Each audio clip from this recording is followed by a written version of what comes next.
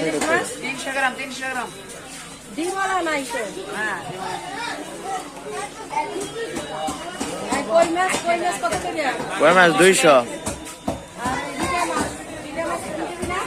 না কম এই যে দেখেন, রিটা মাছ 240 টাকা। বাজারে এসে মাছ নিতে। এই যে একটু কমানে দাও, 1 কেজি দাও। 340 টাকা কম হ্যাঁ?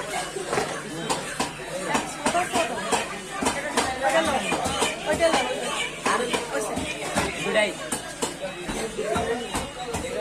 302 টাকা হ্যাঁ অফ করবো ভিডিও